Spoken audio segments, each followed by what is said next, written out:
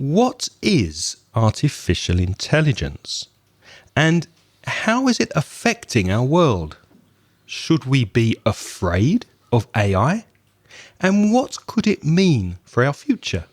All this and more in this episode of Aprender Inglés with Reza and Craig.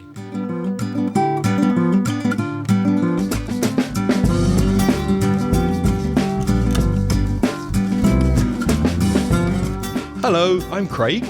Hi, I'm Reza. And together with over 45 years of teaching English, mainly to Spanish speakers, we're going to help you improve your English and take everything, your grammar, your vocabulary, and your pronunciation up to the next level. If you're a new listener, welcome to the podcast. Hi, Reza.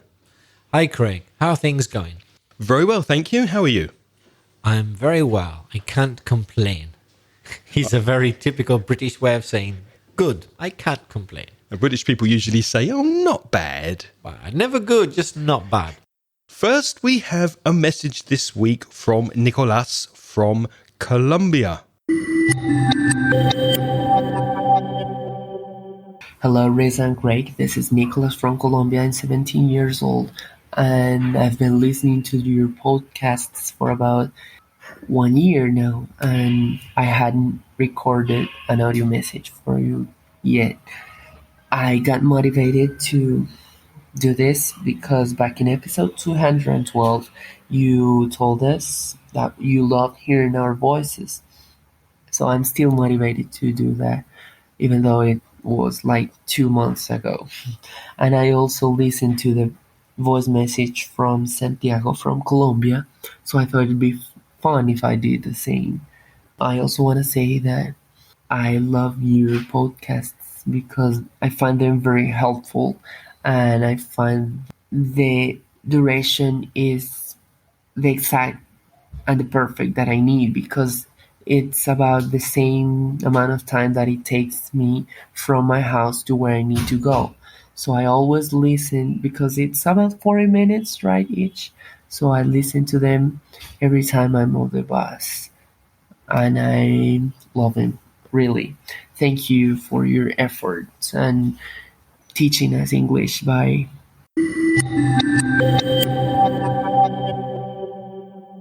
Nicolas, we really enjoyed listening to your message. First of all, your pronunciation is fantastic, very clear. The stress, the intonation, the way you express yourself is very accurate and really, really a wonderful message. So thank you for sending us that. What do you think, Reza? I would say exactly the same as Craig, Nicholas. Really good pronunciation and almost a native North American accent. You almost sound like an American. Very, very good. I think you've got a very bright future ahead of you as regards speaking English. I think you're going to be an excellent speaker of English. Yeah. Yes, everything you said, Nicholas, was really fluent and very natural, and your choice of vocabulary was pretty much what a native speaker would have used. Well done. Fantastic. Yep, very enjoyable to listen to you, and congratulations on your English. The length of the podcast, well, I'm really happy that it's a good length for you. This is something we do think about, and we know that some people listen when they are commuting. If you remember that word, to commute, when you travel from your home to your place of work or place of study, you're commuting. So some people commute by train, by bus, by car, and the average commute, at least in the US, is about 20 to 30 minutes. So most podcasts tend to be between 20 to 40 minutes, something like that.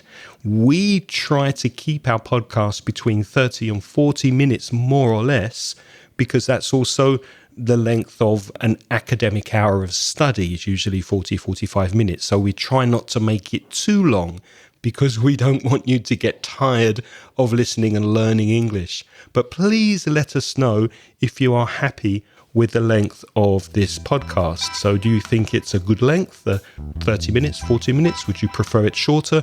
Would you prefer it longer? Just let us know what you think.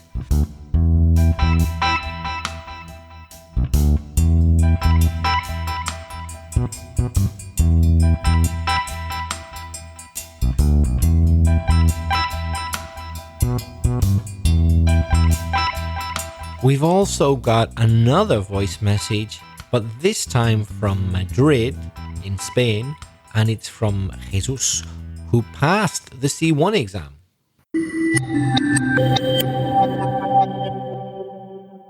Hey, Reza and Greg, how are you, friends? My name is Jesus and I'm from Madrid. One of the purposes of this message is to tell you that I've passed IC3 of Trinity College, so I already have C1 certification in English. As you probably know, in the speaking module, it is necessary to make a presentation on a topic chosen by the student. I chose artificial intelligence, and I would like you to talk about it in your podcast. The other purpose of the message is to thank you for your extraordinary work. This little success is also yours, and I wanted to encourage you to keep recording these podcasts so enjoyable and educational. I often listen to them in the car on my commute to work. At the beginning of the message, I called you friends, and I did it intentionally because somehow I feel that way. Through the podcast, I know your jokes with Mickey Mouse and Reza's flat, your favorite beers and biscuits, Greg's chocolate addiction and childhood stories. So even if we don't know each other, you are somehow friends of thousands of listeners. Please keep up the excellent work that helps people so much. Bye.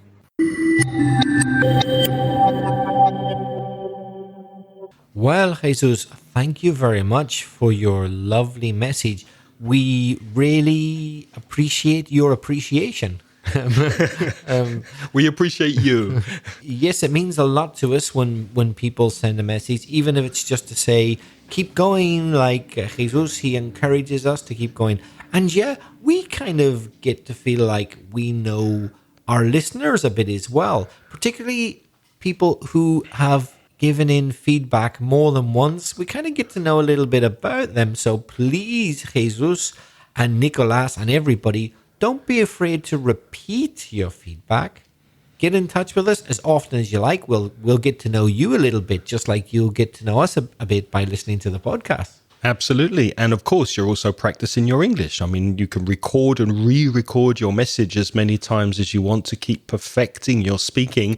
And we love hearing from you to get to know you, but also you're practicing your English, and we're pleased that you're doing that and improving all the time. So congratulations on the result, Jesus, on the C1 exam. And thank you very, very much for your message.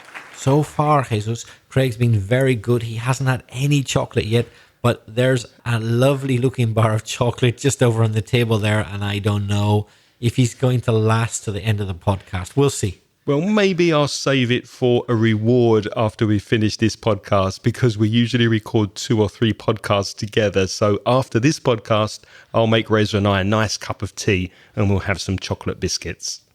So artificial intelligence is the subject that Jesus requested we speak about. So that is the subject of today's podcast. But first, a disclaimer.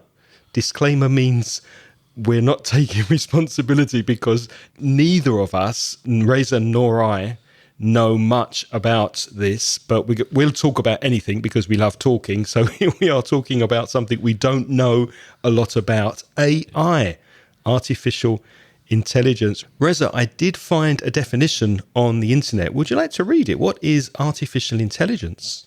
I'm going to read it. I'm not sure I understand it completely, but I'll read it because not only do I not understand much about artificial intelligence, if you want to know about human intelligence, you're asking the wrong man as well, but I'll try. Oh, you're too modest. Here's the definition of artificial intelligence. It's an area of computer science that emphasizes the creation of intelligent machines that work and react like humans. Yeah. I mean, that's quite a straightforward explanation. Straightforward means fairly clear. Machines that work like humans and react like humans, have similar reactions. So there are particular areas or activities that computers with artificial intelligence are designed for. For example, face recognition. Maybe you've used a camera or a mobile phone with a square in the middle, which focuses on faces. It identifies faces and follows the face around the room so that the face is always in focus. That's a form of artificial intelligence. Also, it can search the internet and identify people's faces. If you walk down the street and you see a security camera, that can recognize a face and then search on the internet for it. Maybe you've seen television series of the FBI where they search a database and they find a suspect by face recognition software. So that's one area of AI. Another very important area, which you probably have used in your life, is speech recognition. So recognizing what people say. For example, in a standard smartphone these days, you can activate, for example, Google just by asking it questions without even typing, and Google recognizes your speech and will turn it into words, and that way it can carry out your command. Yeah, so the Apple iOS, the Apple phones have the Siri system. Microsoft has one called Cortana, and there's Google Home, and of course the Amazon Echo. I won't say the lady's name. It's Alexa, because I don't want to start anybody's system who might be playing this podcast in their living room perhaps, or in their bedroom where they have one of these devices.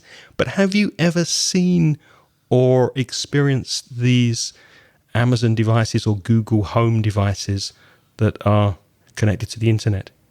No, I haven't. The only thing I've used is, you have, I don't even know what it's called now, that app.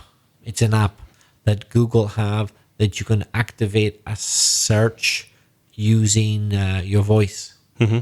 But it's on your phone, yeah? Yeah, so it opens up a search page. It doesn't open up an actual website, but it will open up a search page. That's all I use. Do you find it useful?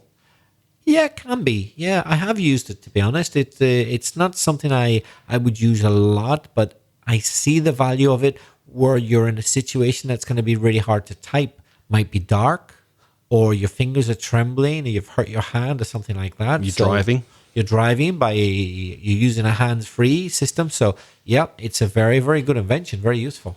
I had the Amazon Echo, let's call her the lady in the tube. The lady in the tube. A friend of mine lent me one for about a month. So I had one in the house, and I really, really liked it. I really enjoyed it.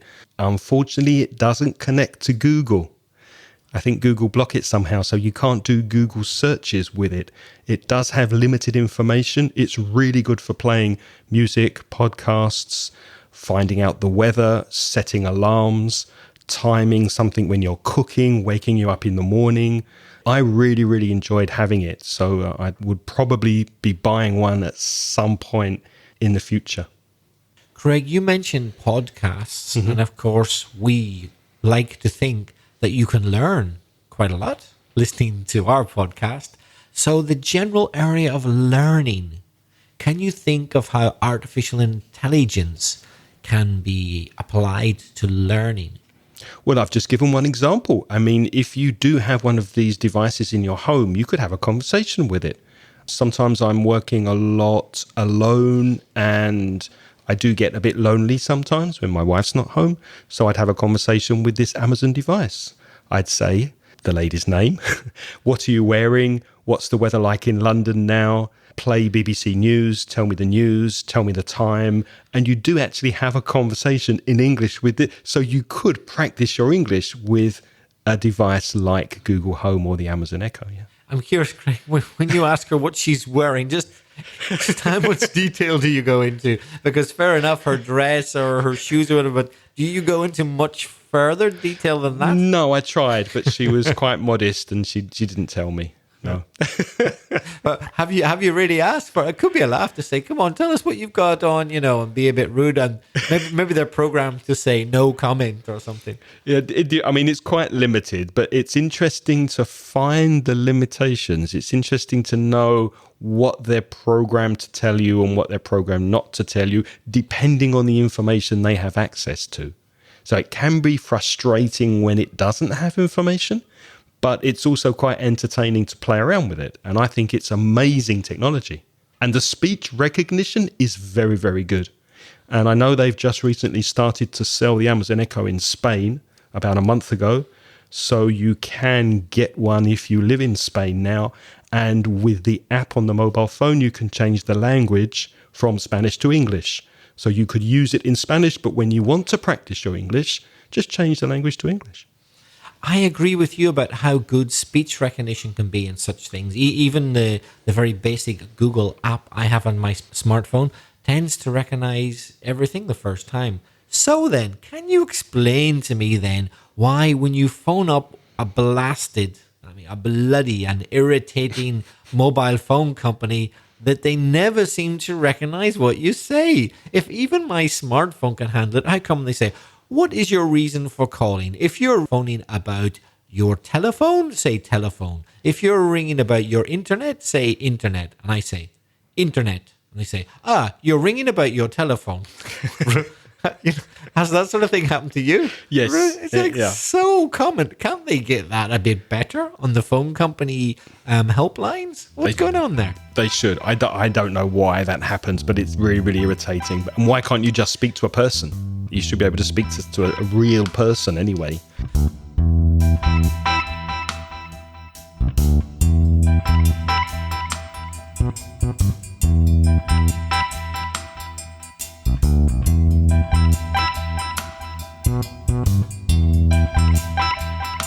So other areas that artificial intelligence can help us with, we said face recognition, speech recognition, learning, planning, reasoning, problem solving, and perception. So perception would be analyzing the environment and the relationship between objects, which we'll speak about in a minute, which is augmented reality. Problem solving has been done since the 1950s. So you put in a maths problem into a computer and it calculates numbers a lot quicker than our brains can calculate. With planning, possibly interior design, architects use software to build and calculate dimensions in buildings. Also with cameras, I'm not sure how that works. If you're an architect and you know, please tell us. So designs and decisions based on logic and data is very, very useful. This information comes from Techopedia. So there's a link in the show notes at inglespodcast.com/241 if you would like to read a little more about artificial intelligence in English. Go to that website, Techopedia, and you'll find a link in the show notes. Reza, there are two kinds of AI that I was reading about when I did the research for this podcast. Weak AI and strong AI. What's the difference between those two? Weak AI achieves only the result of a human. For example, the company IBM Deep Blue chess playing machine. It achieves the results of a human. It plays chess. Yeah, so you'd put in all the possible moves you could do in a chess game, and very, very quickly the computer processes the possibilities and then makes a decision based on the data of studying tens of thousands, maybe millions of possible moves in a game of chess. So it's really mimicking or copying what a human would do in that situation. Another example would be in a car factory. A robot that sprays a car, instead of a man's arm or a lady's arm, you'd have a mechanical arm that copies, mimics, imitates what a human would do in that situation. But strong AI is different. It's simulating the brain function of a human. It's interpreting the way we actually think and making decisions based on our logic. More examples of weak AI would be a driverless car, a car with no driver, self-driving cars, or they're sometimes called autonomous cars. Reza, what's your opinion of those? You must have heard about them, maybe seen one in the streets. For the moment, a very bad idea. Why do you say that? There's already been a death. But in the future, did you hear about it? Very publicly written about that. I did. I wonder how many deaths there were last year in Spain for driving cars. People actually driving, though. A heck of a lot more, obviously. Yep. Yeah. But, the death was purely because of a technical fault. So, yeah, there's many deaths caused by human error or carelessness or breaking the law. But to die because of a technical fault, it's an irritating way to die. Just because the driverless car didn't spot you crossing the road. It is. And it's very, very interesting to me because if a driverless autonomous car were 200 times safer than me driving the car myself, logically, I should choose a driverless car. Yep. But there's something about the control, the emotional opinion of somebody putting their life in the hands of a computer, even though a drunk idiot could crash into your car and you have no control of that. There's still something about you being able to make a decision yourself when you're driving that isn't logical, but very human. I think driverless cars definitely have a future. And I wouldn't mind using one myself in the future. But for me, only under certain circumstances. I don't like the idea of trusting one in heavy traffic.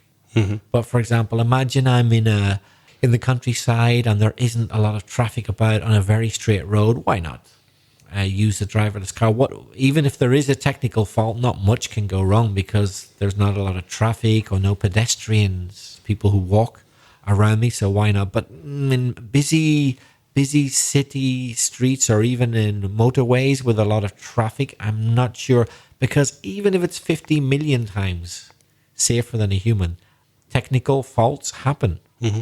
And it only has to happen once at that most inconvenient time and you'll be dead. Even for a quarter of a second, the machine goes blank just as you're beside an extremely large lorry and you're dead. Even though it worked perfectly the rest of the time and 50 million times better than you, if in that quarter of a second, that is when it went wrong, you're dead. That's the bit that worries me. I went to visit my family 2 days ago, and on the motorway, I used the cruise control in the car. The cruise control is where you get to a constant speed. In my case, it was 110 kilometers per hour on the motorway. And then I set that speed and took my foot off of the accelerator, off of the gas. And the car controlled the accelerator. And it felt strange when I got into heavy traffic. So I agree with you. There's something about having complete control that's comforting, even though it might not be safer. Have you heard of the game called Go? G-O. Yeah, I have. I'd forgotten the name, but I watched a clip of it a few days ago and it reminded me. It's that ancient, is it a Chinese game? Originally Chinese? I think it originated in China about 2,500 years ago. And it's the game that's played on a board, kind of similar to chess, but it has black and white round counters. And the idea is that you surround your opponent with your color and get more territory. I don't know how to play it myself, but anyway, why am I speaking about this? Because a computer called AlphaGo learned to beat the world champion in record time. And then a few years later, they invented a better computer that learned everything humans have learned about Go in 2,500 years in 40 days. And the new computer, which is strong AI, as we mentioned before, it's the AI that imitates a human's brain function, beat the original computer, AlphaGo, 100 times to 0, which was an incredible achievement by the designer of the computer, because this thing is thinking like a human, computing 2,500 years of knowledge and beating the original computer 100 to 0. That is incredible, but in defense of humans, standing up for humans, I think that the reason, my concept anyway, of the reason why that happens and that machine is going to be unbeatable is simply a question of size. I don't think personally that it thinks any better than some extremely intelligent humans, merely that it has more space to store all the information. So at the end of the day, at the end of the day means when you think about it, a human programmed it. And it took that human or group of humans a long time. It also figured out stuff for itself, but it was programmed originally. It's just that we can't store that amount of information in our brains, and it can. But if we could, listen to what I'm going to say, it sounds really cocky, muy chulo. I think we'd beat it. If we could store that amount of information, human beings in our brains, but we can't, so we can't beat it. But you're absolutely right, because our brain is limited to the size of our head. But the computer, you could put as many servers and computer terminals in a room. It just depends on the size of the room. So it's unlimited. The brain power of a computer is unlimited, which makes it incredibly powerful.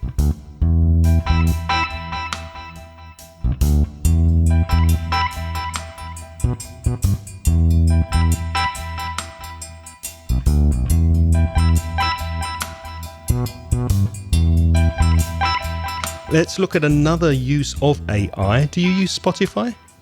From time to time, yep. You can get interesting podcasts now in Spotify. Including ours, yes. Did you know that, listeners? You can find our podcast on Spotify, just to let you know that. You don't care because you're listening to us anyway, maybe on your phone, maybe on the website, or maybe on a podcatcher like iTunes or something similar. But please tell your friends, because they might want to listen. If they're listening to music on Spotify, then they can listen to us on the same program. And Spotify uses AI to recommend playlists to you. The computer listens to what you choose to listen to. It knows what you like, and then it suggests music to you and builds a playlist for you. The same on Amazon. If you shop on Amazon and you buy a mouse for your computer, perhaps, you get a suggestion from the algorithm of Amazon saying, well, would you like to buy a mouse mat to go with your mouse? Or if you buy a shirt, would you like to buy a tie to go with your shirt, or a nice jacket? So this collection of data and suggesting things to you is based on machine learning in a similar way to the way babies learn, building data on data. I'd love to know how Spotify works. Of course, the people who designed it are never going to let us know the full details, but I'm sure some people have tried to figure it out. I wonder, for example, when it starts suggesting groups that you really like, how did it figure out you like them? Is it because, let's say, I have a real soft spot, I really like rock music from the mid-1990s, particularly in British English, and it'll figure out, okay, so mid-1990s, groups from the UK, give them that, merely based on information which it will have in its database about when the groups were formed, where the members come from, etc. Or, that's the one possibility, or is it the music that it gets it from? Does it actually have somehow digitally saved somewhere the patterns of the music, the instrumentation, the timbres, the rhythms, and does it do it from that? Which is a completely different story, because it could be an American group from 1995 or a British group from last year that happen to sound very similar. Can Spotify work that out? Does it do it from historical information, or does it do it from the music, is what I'd like to know. I'm not sure. Maybe Jesus can help us with that if he did his presentation on AI, but I would guess that it uses big data. For example, Netflix does the same. So I know that you like a TV series called Breaking Bad. I know that you like a TV series called, is it Wanna Call Saul? Better Call Saul. Because they're similar. So if then you continue to watch The Sopranos, for example, so the computer will collect that information. Now, when I go onto Netflix and I watch Breaking Bad, it knows that you, with similar tastes, went on to watch Better Call Saul and Sopranos. So it will then suggest to me, well, Craig, if you liked Breaking Bad. We suggest you try this. What it doesn't say is Reza has got similar taste to you and he's already watched these two. But imagine millions of people with that kind of data, then it can sort the data and classify the data in genres and tastes and preferences, and then give you a recommendation based on the information. I think that's how it works. Maybe Jesus can confirm that. So there we get to the crux, CRUX, the crux. What does that mean? The central, most basic element of the whole thing, that something like Spotify can only function if there is sharing of information. Otherwise, it simply cannot function. It needs to know that Craig and other people like Craig enjoyed A, B, C, and D to suggest A, B, and C, and D to me. If it doesn't know that other people liked it, it won't guess that I might as well. So it all depends on the sharing of information. Exactly. Do you think we should be afraid of this kind of thing, especially super intelligent AI? Because if computers are learning based on what the information we're exposing them to, is there a danger that in the future they will become more intelligent than us, especially because they learn exponentially? They can process information at the speed of light. So if they're learning that quickly, and we've evolved over a few thousand years, a computer can evolve in a similar way over a few thousand hours.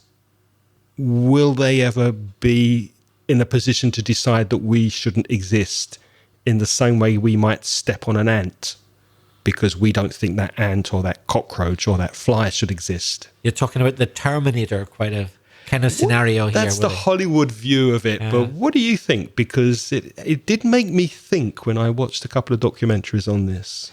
I see that it's theoretically possible if you apply pure logic and in a dispassionate way. That means with no passion, nothing against us. Computers decide, or machines decide, these humans are really not very good creatures. They kill each other for no reason. They got many faults. It'd be wiser to get rid of them. I can understand from a logical point of view that they might do that, but I don't think they could fully carry that out, llevarlo a cabo, without our help.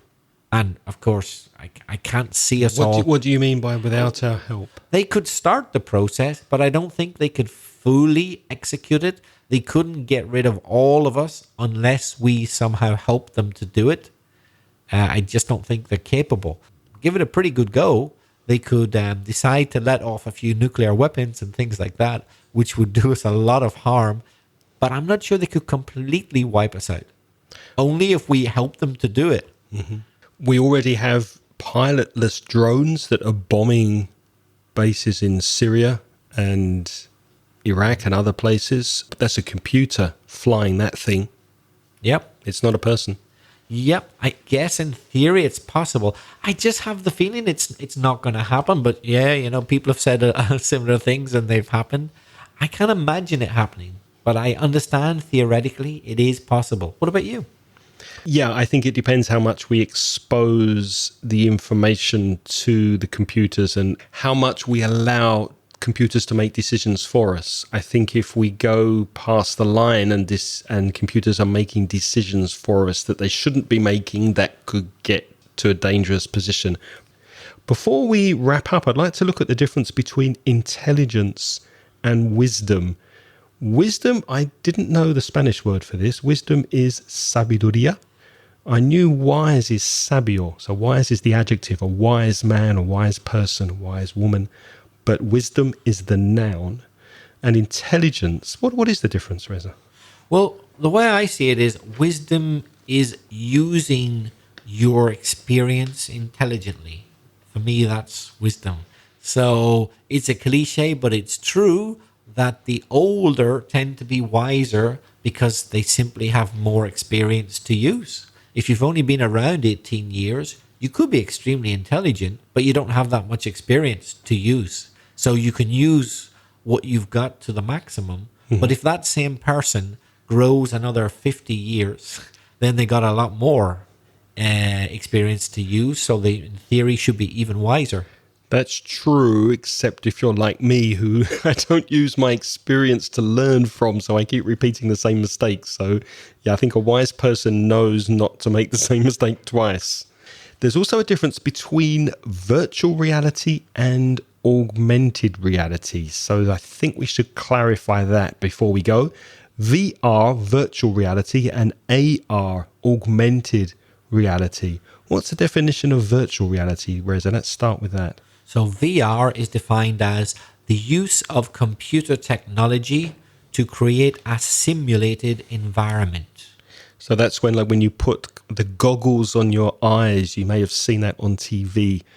Goggles you'd wear also when you're riding a motorbike, perhaps, or when you're working with dangerous equipment so that you protect your eyes. Well, goggles can also be used to see virtual reality. One famous one is Oculus Rift. So you put on these goggles and you see a completely invented world. Whereas augmented reality is a little bit different. Reza, what's the definition of augmented reality, or AR? That's defined as an enhanced version of reality created by the use of technology to add digital information on an image of something. So, for example, your phone's camera, your smartphone's camera, to show you a view of the real world in front of you, then put a layer on a capa of information, including text or images, on top of that, like they do in Pokemon Go. Have you ever played that? I haven't, no, but I've heard of it. That's a question then of using augmented. So augmented means adding information or enhancing, like improving it or making it more complicated. To summarize that then, AR actually adds things to your existing world, and VR changes your world and gives you a completely different world to look at. If you're interested in VR and AR, I edit a podcast called Everything VR and AR, which I recommend. So I'll put a link in the show notes to that, and also a YouTube video on artificial intelligence called Mankind's Last Invention. So to listen to the podcast, get the link, and to watch the YouTube video, go to inglespodcast.com/241.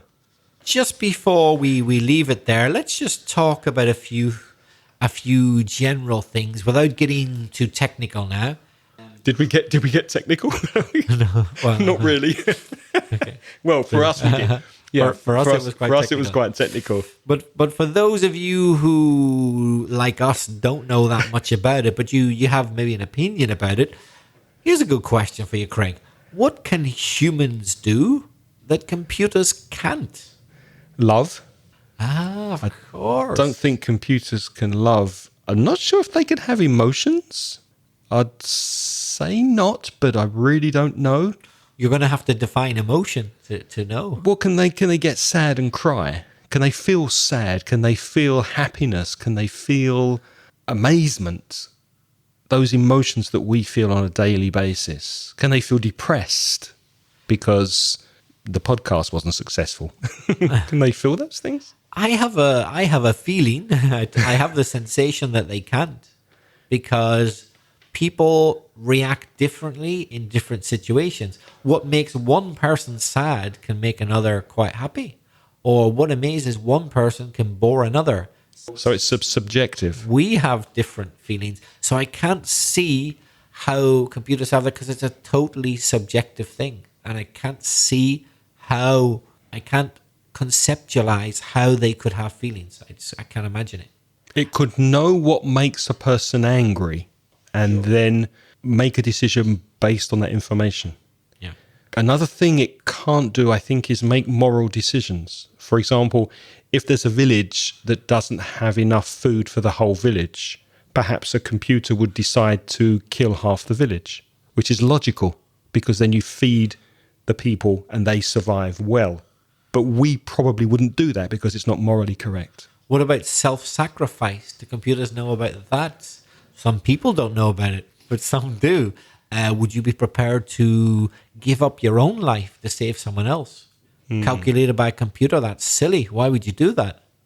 Computers suppose that our ultimate aim is to keep on living. But they might, because they wouldn't have any self-worth. They wouldn't value their own lives. What do you think, listener? Could they predict it in us? Could a computer predict that I might be prepared to let myself die for a cause, whereas another person wouldn't? How could a computer know that? How could it work it out? Because if you have one of those Amazon or Google listening devices in your home, and by the way, the smartphone is also one, it's constantly listening, it has a camera and a microphone, and they know how you think because you've said your opinions, your political point of view, your moral point of view, they've heard your conversations, they've recorded you for 52 years. And what if you were partly lying? The computers know when you lie? Only when you're caught. If you have an argument with your partner because you've been caught lying and the computer interprets that conversation, then it knows that you've lied. People lie their entire lives, even to their husbands, wives, their children, their friends, and get off with it. You think a computer's going to know someone's lying? Smartwatches. What if I say my entire life? Measure your blood pressure, your heartbeat, your heart rate. If you're telling a lie, your heart rate increases. And by measuring your medical data, they would probably know if you're telling the truth in a similar way to a lie detector. I guess they could then, yeah. Because I could say to my wife, for example, my entire life, that I love her fashion sense. Because I daren't say anything different. As you would. But I might hate it. Yeah. But I've said that to her, to her family, to her friends, anybody I ever meet. I say I adore my wife's fashion sense. I've never ever said anywhere in the country, but I've always felt it. How's the computer going to know that? Well, if it was listening to you on your phone when you were down the pub with your friends, telling them about how terrible my wife's shoes are, then it would record that and know. I see. That's the thing that fascinates me about artificial intelligence. Can computers successfully lie to us? If they can, that's really scary. If they can fool us, if they learn how to lie, then we're in really big trouble. Yes, I think we are. But you know what? You know why I think humans will always be superior to computers? Because we make mistakes. For me, that is the single most important thing, which means that a computer can never be superior to us because we get it wrong. That's right. You heard me. Because we get it wrong. Because computers don't make mistakes, they're incapable of coming up with sometimes those breakthrough ideas or inventions which only come about as the result of mistakes. Mistakes in the history of mankind have led to so many great inventions and breakthroughs. If it hadn't been for mistakes, there's so many things that we wouldn't have today. And computers aren't going to make those mistakes, and they're going to miss those opportunities. So next time you're speaking English and you make a mistake, be thankful that you're learning through your mistakes. Don't be afraid of your mistakes and use your mistakes to improve your English. Well, now it's your turn to practice your English. We'd love to hear from you. Please send us a voice message and tell us what you think about virtual reality, augmented reality, artificial intelligence, and all this lovely stuff that Jesus has suggested we speak about. You can send your voice messages on SpeakPipe, which is speakpipe.com/Ingles podcast, using your smartphone. If it's an Android phone, just go to the website, click speak, and send us your message that way. Or by email, you can send us a comment or question. You can reach me, Craig, at inglespodcast.com. Or me, belfastreza@gmail.com. And if you don't know what to buy for your family or friends for the Three Kings, why not go to store.mansioningles.net and look for a downloadable course to improve your English. The link for that is also in the show notes. Thank you to our wonderful patrons who are supporting the podcast. All of your names are on the website, but we need to thank somebody who is a gold sponsor. Who's that, Reza? Thanks to Bruno, as ever, who, as you may know, if you're a regular listener, offers walking tours of Copenhagen in English or in Spanish. To find out more about that, go to copenhagenwalkingtour.com. And Bruno also does walking tours of the favela in Rio de Janeiro. It's led by local guides, so they know the area, it's safe, and he uses it to help the local community improve their needs. If you want to find out about those tours, look at favelawalkingtour.com.br. Our new sponsors this month of December are Caro Torres, Jose Maria Hernandez, Carmen Martinez, and Rafael Castro Guzman. Thank you very much for joining our Patreon program. If you would like to join our lovely Patreon supporters, you can do that by going to patreon.com/inglespodcast. We ask for a minimum of $1 per month, and for that you get access to transcriptions, full transcriptions of each podcast episode that have been wonderfully transcribed by Angelica. So again, patreon.com/inglespodcast. What's next week, Reza? On next week's episode, we have the typical grammar mistakes that Spanish speakers make. We hope you can join us next week. Thank you for listening this week. Until then, it's goodbye from him. And it's goodbye from me. The music in this podcast is by Pitts. The track is called See You Later.